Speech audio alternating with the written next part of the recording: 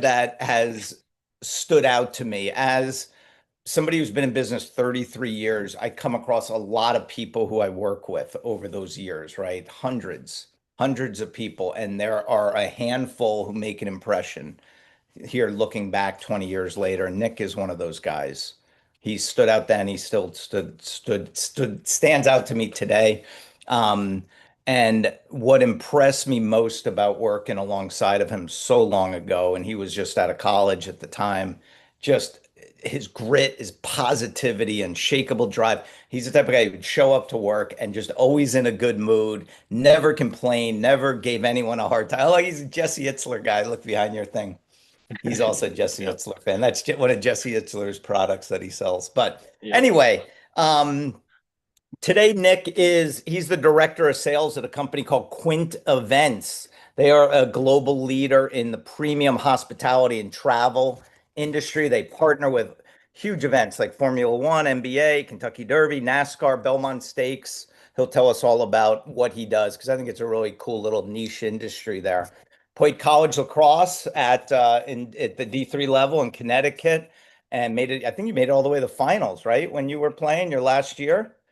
My freshman year. Yep. It And was your then freshman year. yeah. Very Yeah. cool. That's a cool Yeah. experience. And then Yeah. a black belt in jujitsu, which a lot of the men and women on the call I know are really into jujitsu too. So maybe we'll get some questions on that as well. But Nick, thank you, buddy, for coming on. I appreciate you. Awesome. Yeah. So yeah, thanks for having me. It's an honor. And I truly mean that, Jordy.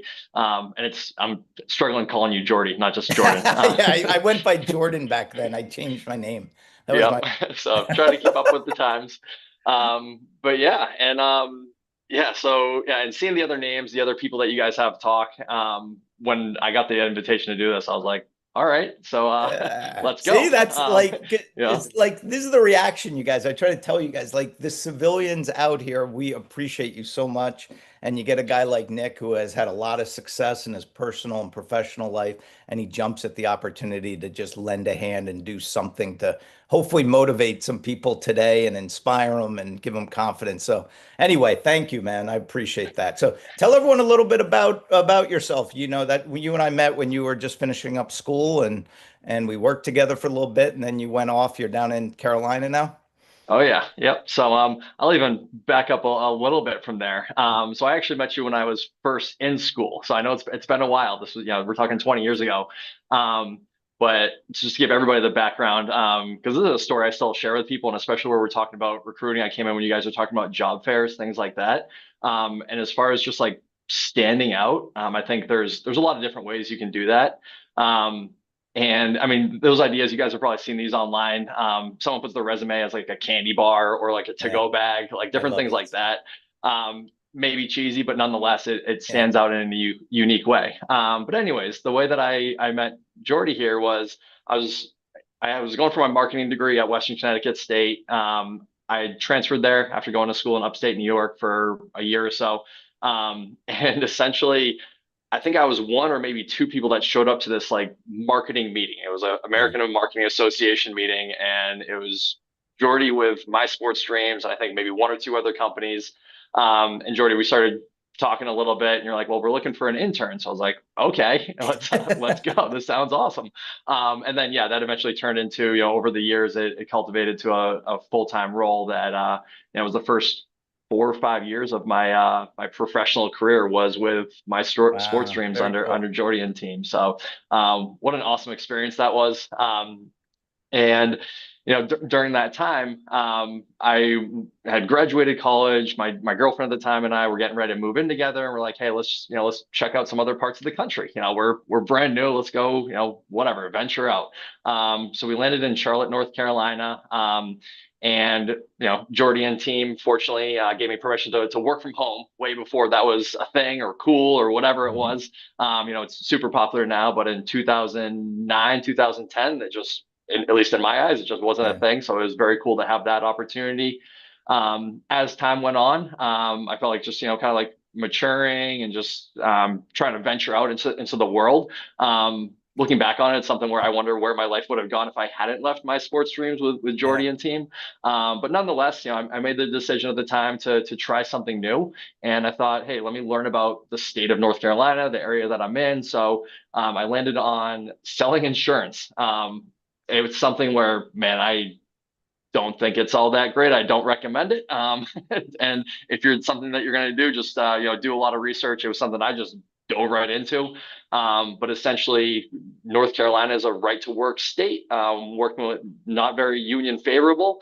And the company that I worked with, we got all of our leads from union workers. So it was tough. But nonetheless, I did that for a year, traveling all over. It's something where I kind of go back and forth on recommending like everybody should sell something door to door for a year to There you appreciate go. just the general public. There's the Cutco knives, there's selling Yeah. lawn services, whatever it might be. It definitely teaches you a lot about people, a lot about time management, a lot of how to just talk to people face to face and learn them and learn about what they have going on. But nonetheless, after about a year or so of that, I got kind of burnt out.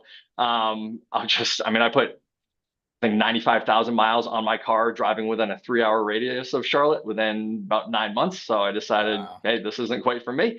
It wasn't something I was digging too much. So I went back to what I had learned a lot with Jordy's company. And Jordan, I think I even reached out to you around that time to say like, hey, like I kind of just need a little bit of guidance. I need a little bit of help. And I remember exchanging a little bit of emails back then. So I went back to an inside sales position, which was essentially what I was doing for the company, My Sports Dreams. Joined it's an online marketing program and everything, worked through that, was very diligent. And, as far as just giving everybody here advice on ways to succeed in environments like that. And Jordan, I appreciate you sharing the kind words about that, but it takes a lot of grit just to get a role that you want to do. So it's everything from showing up a little bit early, understanding that there are going to be obstacles. You guys have all probably been coached on like the interview process, knowing that you're going to be asked about challenges and along the way, hey, how do you feel about taking on roles outside of your initial responsibility? Like always do those things, always be open to them. But I know those are some things that landed me in that role and then became very successful in that role. So in any case, I was in that inside sales position. I was, 300 reps nationally. I was usually in the top like 20%, give or take. I wasn't a rock star number one. There were some unbelievable people in there. But I was a solid top 20 percenter in that, which, something I was pretty proud of to maintain at that level. I ended up leaving that company. I followed my manager to a startup tech company, which is kind of like a bolt-on for e-commerce packages or e-commerce platforms, I should say. So, if you see your social media logins, you see those pop-ups when you get to a website, hey, enter your email address for 20% off, things like that.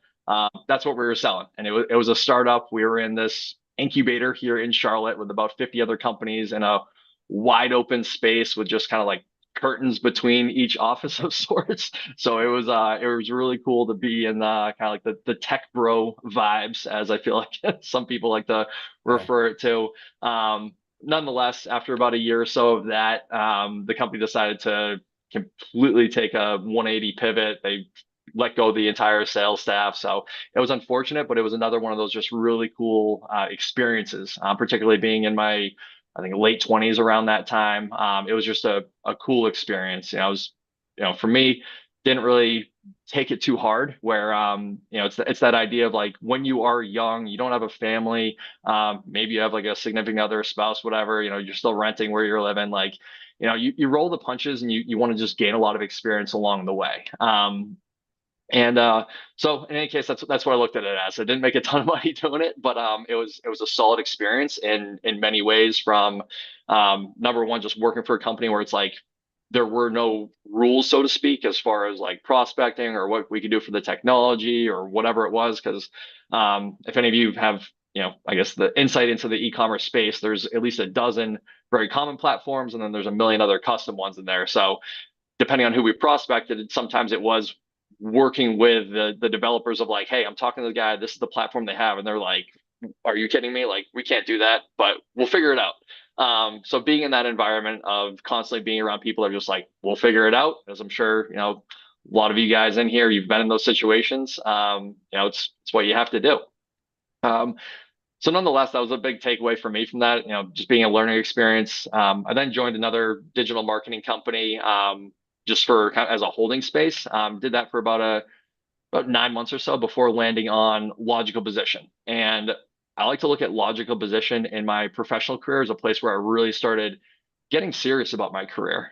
This was early 30s for myself. Logical position had just opened up an office in Charlotte, being headquartered out in Oregon. And there, like, I took a lot of the experience that I previously had. And this is where, like, I think it's just so powerful very early on in your careers to just gain experience. And experience is extremely open-ended, no matter what that might mean to you. Whether, I came in when you guys were talking about job fairs right there.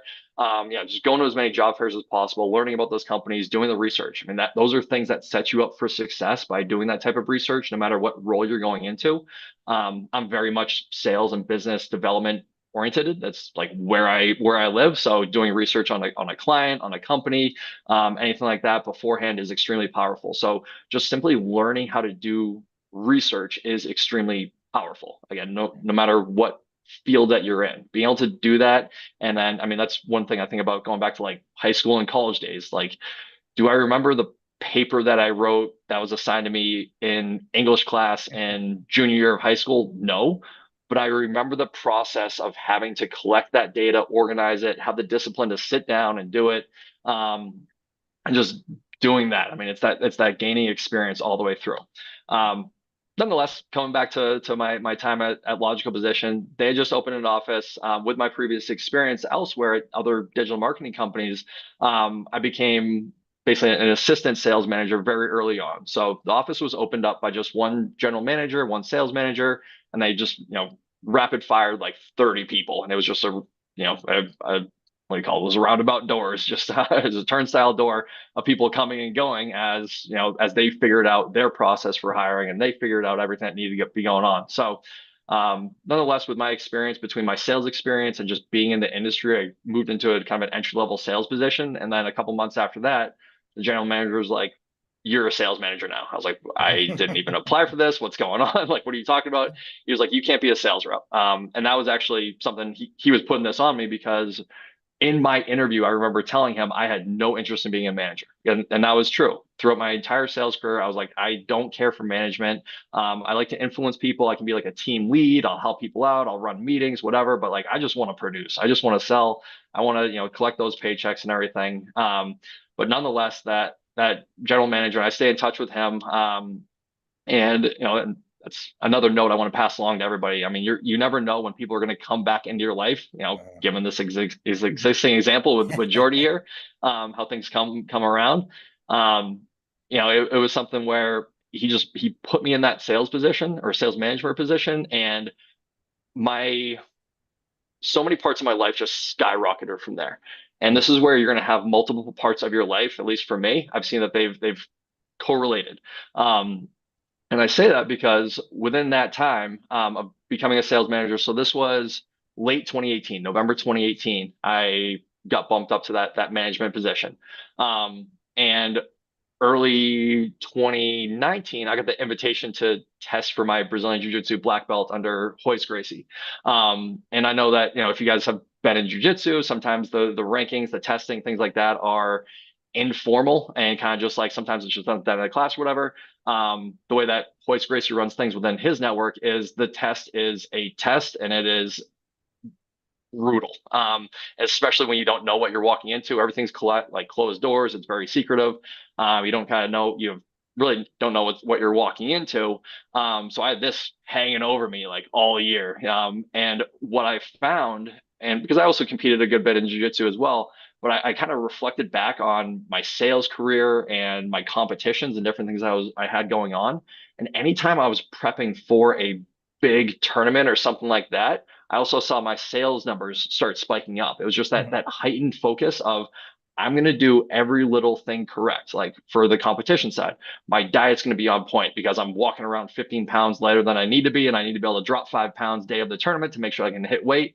And do it, which is it's tough in itself. So it's those little challenges. But also that reflected in my sales career and just my career overall of like, okay, I'm going to be particularly diligent on making sure that my day is lined up. I'm blocking off my time correctly. That number one, my diet's on point, so I'm feeling good on this side. That when I walk into the office, I'm hydrated, I'm feeling good. I have my time blocked out. I know when I'm eating my meals. I know when I have my meetings. I know these are the industries that I'm prospecting into. These are my client calls. This is what my pipeline. I'm just making sure that everything was on point. So I took that into that management position in late 2018, going into 2019.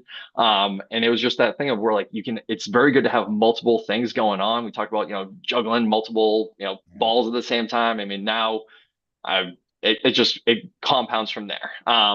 And just to very briefly jump ahead, as you get used to juggling three, four, those balls at the same time. Now I have a wife, I have a house, I have two kids, a 1-year-old and a 3-year-old. So now it's like I'm juggling like 45 things at the same time. It's just like there's so many different things going on.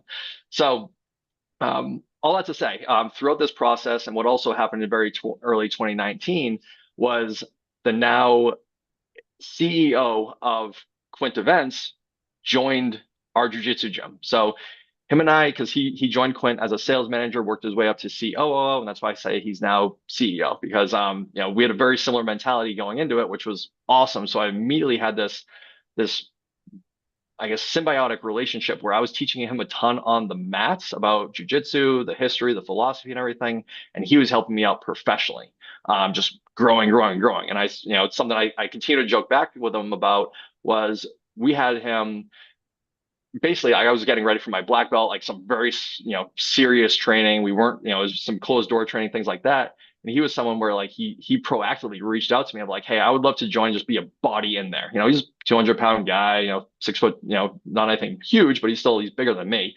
So he's like, I'll, if you just need a body, I'm happy to join. I'm like, hell yeah, man, just that's awesome. So over as time went on, number one, I crushed my test. I broke the company record for the amount of revenue in 1 year with less reps than anybody else.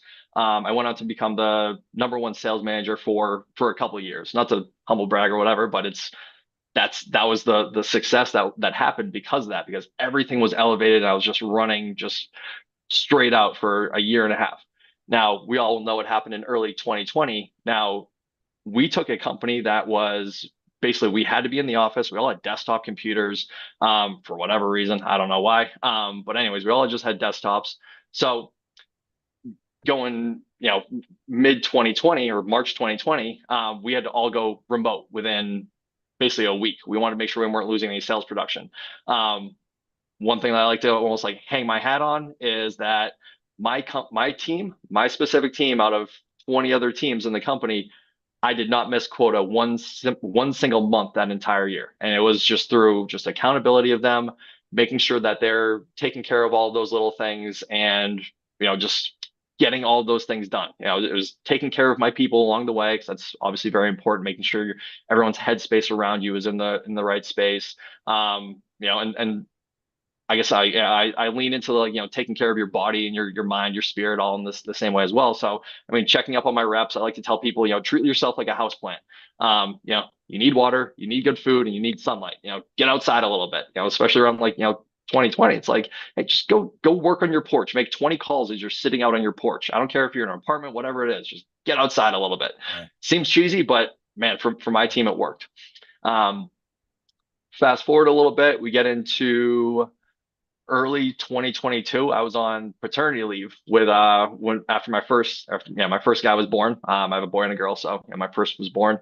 And now he was the COO of the time, but that white belt student I told you about had gone into the CEO role, and he was talking at my boy was born in December, so this was like around like New Year's Day, something like that. Just we're having some training. He's talking about we're all kind of just BSing on the mat after a good day of training.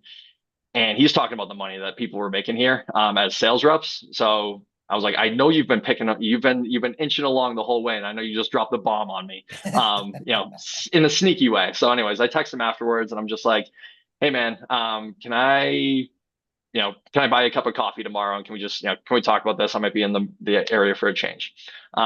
then the last couple months went on. I came in for some formal interviews with Quint. Came in and there was a very obvious gap. This is something we had talked through and I had identified. Whereas basically, like there was the SVP of sales and about 50 reps underneath them with no middle management in there.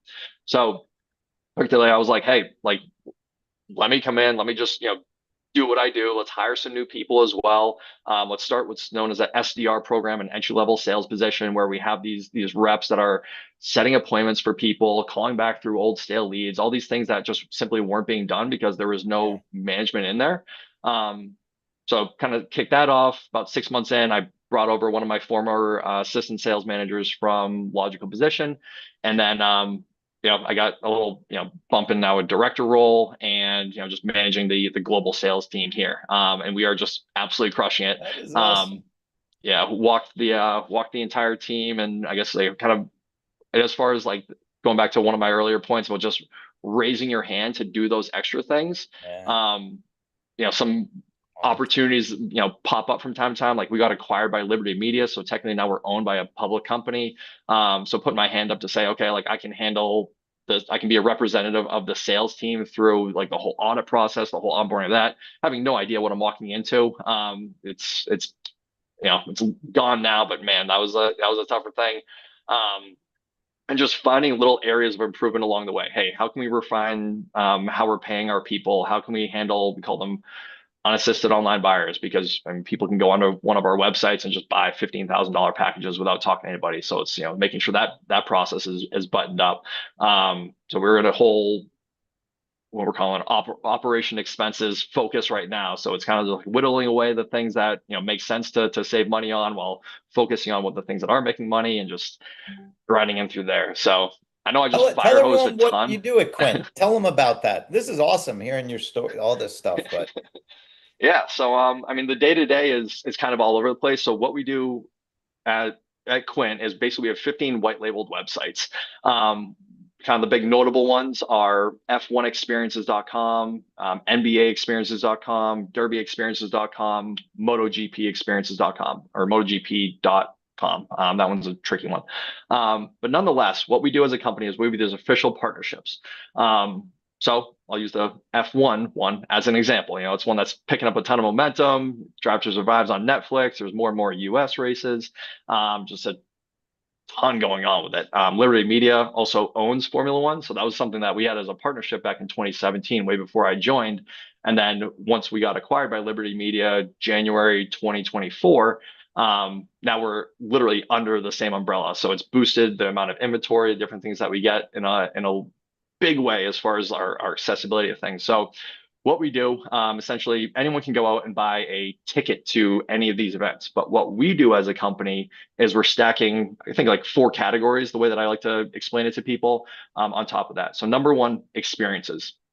More times than not, these are unique, curated experiences. So what we started for every F1 weekend, it's a 3-day event traditionally. What we do on the Thursday night before these is we call it F1 Live. So we quite literally set up on the track itself. And for any of you guys that know anything about like racing, being able to get on the track is a very, very hard thing to do. You need to be a trusted business to be able to do that.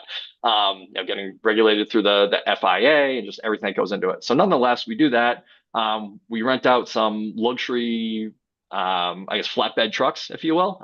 They're amazing, so that we also paired up with F1 experts. So these are like F2 drivers, former people in the industry. So they hop on the trucks, they're taking laps around. We take like local food trucks so that everything's all inclusive when they get there.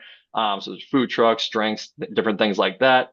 And then do Q&As. So we have a network of current and former drivers that we'll do like Q&As with. Usually we're getting the championship trophy out there. So that's what I would say is kind of like our one of our keystone events, is doing that the night before the F1 weekend. Then throughout the weekend, I mean, because of the partnership that we have, F1 Garage is probably the most expensive ticket in Formula One. I mean, depending on which race, you're looking at 27 to 35 grand per person for that 3-day weekend, just for access there. But that's the spot where now it's sponsored by Gordon Ramsay, or it is a Gordon Ramsay product, I should say. But that's where, the drivers and the team principals, the team owners, that's where they're eating their breakfast and their lunch. So like you're going in there as a lounge, and you're also able to watch the races from there. So it's a super premium product. And then there's the paddock club, which are the seats and everything above the garages, like right above the pit lane and everything. That's kind of like the country club, if you will. Um, Next level down from that is what we call Champions Club. It's something that we literally created as a company to bridge the gap between this country club of paddock club and just your regular fan seats. So it's Champions Club. It's priced accordingly in the middle. And what we do is we quite literally build out a facility at the different spaces. Like we're working on one in Miami. We just built literally an entire venue that holds 250 people on the track at Miami, right next to the Porsche house that's there, for our own hospitality space. So they get to go into this, nice air conditioned hospitality space, and then they have their general admission ticket to go sit in the grandstands if they want. It's kind of up to them as they want to bounce off. Um, Who's buying and the then tickets to these? Are these business executives who you're selling to, or just everyday fans? Who's the audience? It's kind of all over the place, because then, yeah, the bottom rung, we have our entry level, we call them like just fan packages, which is usually like you get your grandstand ticket and then you get access to that F1 live event that I was saying. So Yeah. and I mean, I say entry level, and I mean you're still looking at a grand, depending on the race, sometimes closer to 2 grand depending on what it is. But yeah, you get full access to the venue, and not to get too focused on that one single part, that's just the experiences side. The other part, as I've been kind of mentioning, is the hospitality spaces. So you get access to these different hospitality spaces. Sometimes they are unique to us. Sometimes they are, shared with other people. But yeah, to the point, sometimes it is just a fan. It's a bucket list event. They've been saving up for it. Yeah. Sometimes, you talk about your bachelor parties, group of guys want to get together and go, group of girls want to get to go. Sometimes it is a corporate group where they're either taking off some of their like top sellers. Like we had Mercedes-Benz bring 50 of their top franchise owners to the Kentucky Derby this year. So that was a pretty cool thing to be able to boast about. Um, and then Do yeah, you and get then to kind of go? like Do you everywhere in go to between. some of these events too?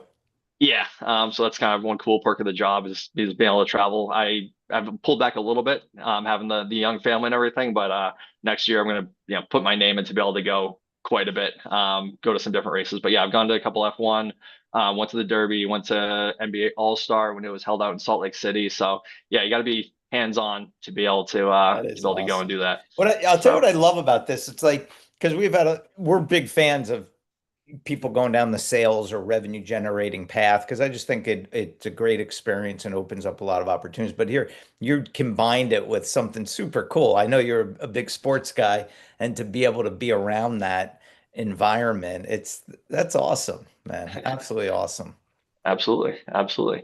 Yeah. And yeah, it's great. And then I guess just the last piece to throw in there is the hotels and transportation. People need a place to stay, and then we provide the transportation if You do if a they book the full hotels through package us. for So somebody. You get like, yeah, everything from they don't have to think when they come on this trip, right? They just told where yeah, to go. What's the top absolutely. package cost somebody? I mean, if you're talking about like, yeah, the F1 garage plus your premium hotel stay, I mean, you're talking about probably 45, 50K a person for a 3 day Wow. weekend. Super But cool. there's And a then what lot you more partner with affordable ones. you'll partner with F1, so you split, they share in the revenue of that. There's a couple different models we go about, Yeah. depending on the partnership. With F1, it's a unique one where we're held under Liberty Media. So essentially, we commit to the tickets, and then we Yeah. curate everything on top of that. Gotcha. Then other ones, yeah, we might do like a profit share depending on how things are Yeah. going, buying the tickets on consignment and working things through there. So yeah, it's unique on each one, but the Formula one is unique where we're all held under Liberty Media itself. Yeah, yeah. And you have the people there who come up with the ideas, hey, the Kentucky Derby's going on, we should team up and do something with them. Yeah, so we have a product development team that Yeah. they're creating the products themselves. They're the ones curating them, working with the partners. Then we do have a separate partner management team who are effectively managing those partnerships. And as far as the partnership acquisition itself, that's primarily managed like the C level, the CEO. We just hired a chief commercial officer. Who we've added in some extra ones like ATP. It's a very exciting Nice. addition that we just rolled out our first event for. So yeah, it's kind of on a case by case What do you basis on each like the product. best about working in the industry and doing what you do each day? What, And helping people. yeah, It's and I know you appreciate that, but that's something one of those values that I think you instilled in me, and it's something that it's rewarding on both levels, and it's one of the reasons why I like the sales side of things. And it was one of my going back to when I was being told I need to be a sales manager. That's how it was almost framed to me, was I was like being a sole contributor because I could help people do what they needed to do. In digital marketing, I was helping small business owners get found online. What we're doing here is we're helping people achieve and experience some of the best things in the world. Yeah. Yes, you have those super high net worth people that might go to like a couple big events every year, and it's just something for them to do. But what I really love is, we get a letter from I have it saved. It's this old couple from Iowa. For their 50th anniversary, their bucket list was they wanted to go to the Kentucky Derby. They figured out a way to get one of our entry level packages on their, on that fit their budget, but getting their debriefing letter after that. I mean, the lady, she must be 80 years old, give or take. So for her to write an email, Yeah. couple paragraphs long, send that back to us is super rewarding. But then, yeah, being in the management side of things, taking people, remembering back to my days of, Yeah. hey, I'm green out of college, and just taking these people right out of college, and then taking, very quickly turning them into just like rock Yeah. star salespeople. Where we've had a couple weddings on my team this year. Seeing guys That's buying cool. new cars, and I don't want them like hey, stay away from the luxury motor. All the stay. We don't need you buying Beamers, but the guy Yeah. that drives in with a busted up RAV4, and now he's now you got a new one. It's like, all right, Yeah. there you go, buddy. Just seeing that growth, and seeing the team have kids, so it's it's helping people is That's amazing. easily the most rewarding. So you evaluate a lot of candidates who want to be sales reps or be on your team. What are some of your favorite tips or suggestions for all the military vets as they're getting ready to head out on their interviews? What are some of the things that you like to see in candidates when they're approaching you? Yeah, number one, the fact that you guys are all vets. I mean, number one, not to get too off track, but like, thank you. I'm not Yeah. in the services as Jordy shared. You guys might have seen if you've been looking at my LinkedIn or anything. So, man, thank you. I have a lot of family in the military. Through jiu-jitsu, I've met a ton. So I can't thank you guys enough for. I mean, like, yeah, for everything. Um, and so having said that, I mean, if I see that someone's a vet, even ROTC, I'm not super up to all the terms and the how everything works within all the different departments. But seeing anything like that, or on the other side of things of a college athlete on a resume, I am without a doubt, I am giving them a phone screen at the very least. Like, you guys have that advantage of just being held to that standard. I know you guys have done some, just call it what it is. You've done some hard shit. Um, like you guys, Yeah. there's no doubt about that. So I know that particularly in a sales role that you're gonna have that foundation of dealing with something very, very difficult, no matter, active duty, just going through training, like whatever it is, like you've done something extremely hard. So I know that you have a leg up versus, not that there's a problem with this, versus the kid that just did their 4 years in college and now they're just looking for, their first job. Instantly have a leg up in my mind, anyways. You guys were talking about the headshots when I was coming in as well. I mean, yeah, anything that you can do to stand out from a resume perspective, while at the same time keep it to one page. If it's going to be 2 pages, make sure that it's clean and organized. I mean, that's literally it's your first impression. Something that definitely needs to be challenged is moving beyond that first impression, but that's your first impression. As I'm scanning through, I mean, we just finished a hiring class. We had 2 new hires start with us this past Monday. So the past 2, 3 months, I was heavy in my recruiting cycle, just finding 2 good people. So man, it's those people, like, keep it brief. Anything that's going to be, for 2 reasons. Number one, if these recruiters are looking through a lot of resumes very, very quickly. I don't mess with like AI tools or anything like that when it comes to the resume process, because I want to make that decision myself. But I know that a lot of companies use these, as they might be getting hundreds of Yeah. applications. I mean, we probably had 120 over the 2 months, so it was a manageable number for me. Um, but that's something where make sure that you stand out, and you want to. One of my managers used to say, "Don't spill the candy in the lobby." The whole idea with that is just whatever. I don't know how he came up with that idea, that metaphor, but you want to leave something to talk about through the interview process. So give little hints of sorts of where that's going to be applicable, and also, guys, customize every resume for the role that you're applying with. Even if it's multiple roles within the same company because you think you could be a different fit, customize it I mean, you can steal it right from the job description. I mean, obviously don't like copy and paste, but take little things in there and make it custom to that hiring manager of what they're looking for. Um, I mean, it's gonna help you stand out. It looks professional. Going back to doing your research, it proves that you've done your research. And again, and the last point on that is like keeping it brief. You want something to talk about. If I can just see everything you've done on paper, it's like, all right, I guess I have what I Yeah. need. Maybe I'll put it on hold or whatever. If I'm, What did and the that's for what did like the the middle two ground. guys who you hired, what did they say in their interviews, or guys or women, whoever you hired? What did they do differently from the other 148 that what did that made you pull the trigger on them? Yeah. So there's actually two young ladies. One of them, it is literally her first job out of college. But she came in, we balance between like Zoom calls where people might be relocating or things like this, but this was a face to face. She came in and she's a small little thing, and she just, she came and just shook my hand. That's one thing that, I mean, my mom instilled in me when I was a little kid. Like when you shake someone's hand, make it firm, give eye contact. I mean, as vets, I'm No sure wet you guys fish. all know the importance of just like eye contact and just like, good posture and everything.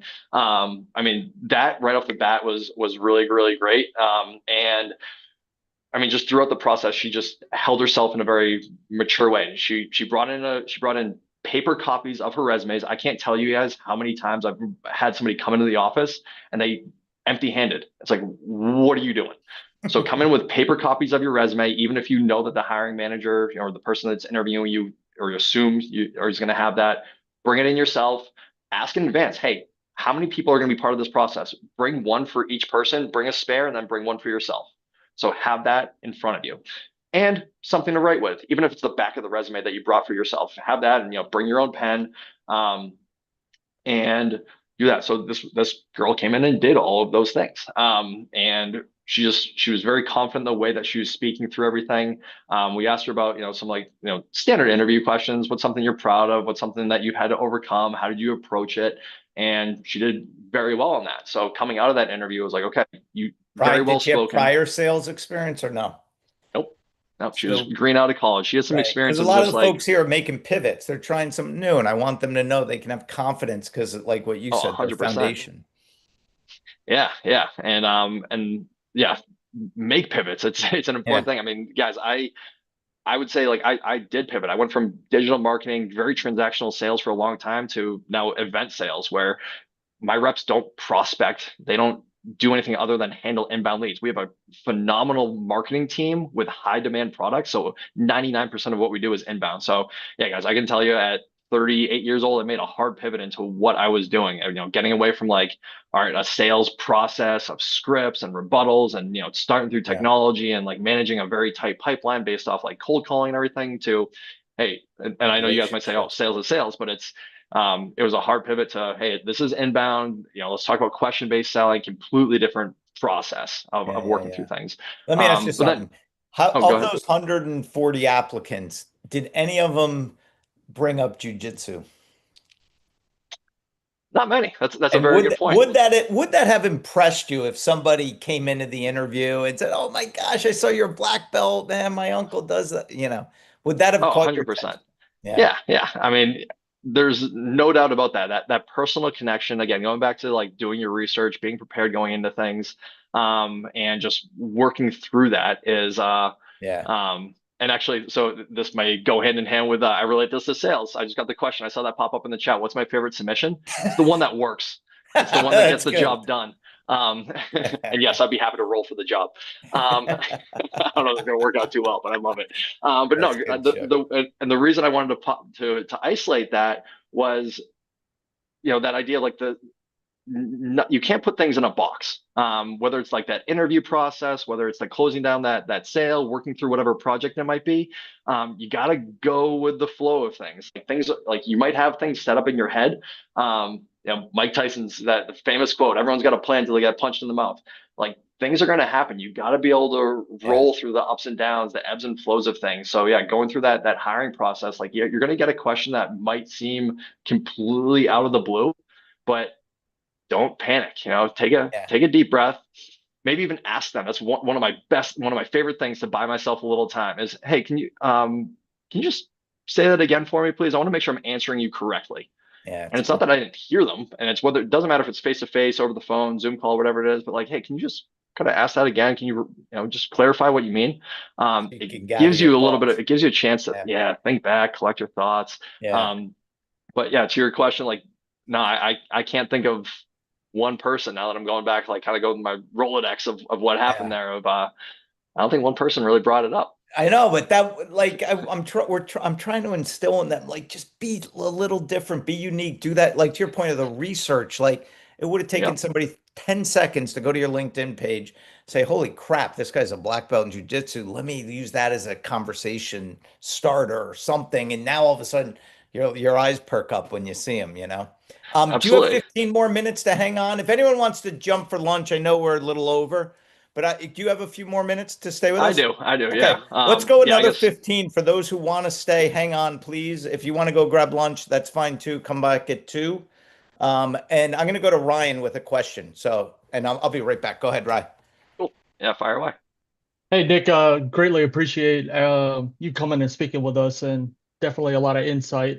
So I kind of want to get into like the technology sales and stuff like this. Throughout my career, I've been a technician, kind of having, especially stepping into a leadership role and kind of being a lead technician. I feel I always had to sell like the problem that we're having with our system isn't as bad as the officers may or our leadership may think about it. So that's kind of why I want to get into it. I kind of like that, but I kind of want to go back to like what was the moment for you that you realized this is what I want to do? Um, as far as like my current role, or what do you mean Just exactly by that? Like, because you made the pivot into sales. I feel like I'm making a pretty good pivot into sales. So okay. like, how did you understand like this is actually what I want to do and kind of be the career that path that I want to go down? Yeah. I mean, going back to when I first started in sales, when I had started going kind of full time after my internship with Jordy's company, um, to me, it just kind of happened. Jordy, I'm trying to think about exactly Well, how it nobody all played thinks out, about like, oh, but I want to be a sales rep. Like that's not yeah. a career path that excites people when they're Yeah, young. you're not 7 years old, like, oh, Right. I want to be a sales rep. It's like, bro, Right. I want to be Well, a I want to be a fireman. I want to firefighter, be, right? yeah. Astronaut. No, but it was that idea of like just the connection with people and being able to talk to people. I mean, you guys might not be able to tell, but I mean, it's one of those things I like to joke about. Like you have a black belt or a sales manager, they're going to talk a lot. Um, but I am naturally introverted. So sales got me out of my own way in a sense, if that even makes sense. Yeah. I'm just being able to like just talk to people, and it was to me it was the challenge of, hey, I'm not someone to naturally like approach people at a party. I'm usually kind of just like hanging in the back, like again, kind of quiet. But yeah, it was that challenge of just the sale. And I mean, after you get your first one, it's like, all right, you're bit by the bug. And also, I mean, I think this was brought up around like when I was selling insurance, but it's that idea of within a sales role compared to all the other ones out there, very rarely is it a like set salary with minimal bonuses. Like you're usually it's a very low salary, if not zero salary, and then it's commission. So it's that idea of being able to build your own life with that, and then the harder you work, the luckier you get and the more money you make. So it's almost like your opportunity to run your own business. And it's something I instill in my reps here is your computer, your phone, you are running your own business from there. So learn how to run a business, understand time management, take accountability for what happens. Obviously you have all these other resources out there, but you're essentially able to run a business without the weight of truly running a business or having everything that goes into that, whether it's finding an office, and I mean just everything that goes into that. But yeah, for me it kind of made sense naturally with just that ability to get outside my comfort zone. I was like, I don't care for talking to people too much, but hey, this sounds like an awesome challenge, so let's do it. And then that's kind of just the path that I've followed along my career. Good question. So this now Bruce is up next. You're probably gonna get a request to come to your F1 event. So right, Bruce? Awesome. Yes, I would love to. Hey, thanks for your time, Nick. It's been great listening to what you do. It's very inspirational, and I love that you're a black belt in jujitsu also. It's actually something I want to get into one of these days. My son's in Taekwondo, but I want something a little more aggressive to make me feel alive every day, you know.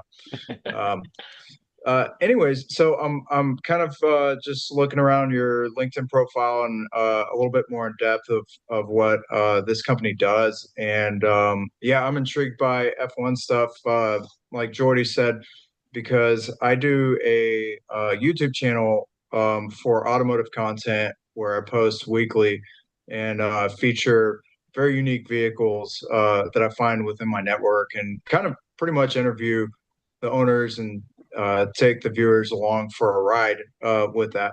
So I'm just curious if your company does hire videographers or social media managers to produce regular content on some of these events.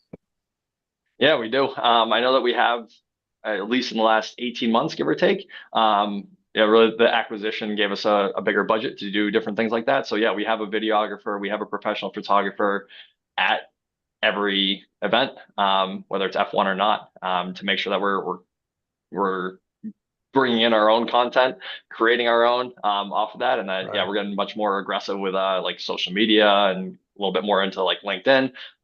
Again, relying 99% on inbound leads. The marketing team does a good job of making those, and they're getting even better as the growth is. So yeah, 100%.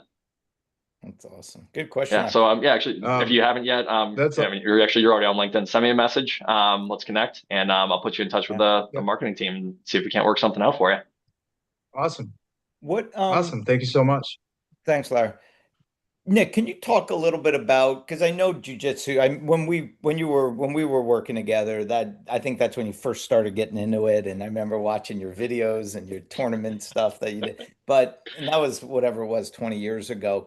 But I know it's been such a big part of your life and your passion and you love it.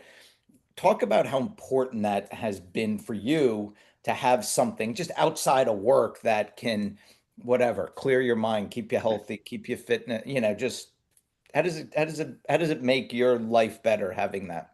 Yeah, I mean, I guess you kind of hit the nail in the question itself of Yeah. just having something outside of work. I feel like everyone needs that. You need a hobby. I honestly I don't care what it is, but I recommend it to everybody. Like, just find something.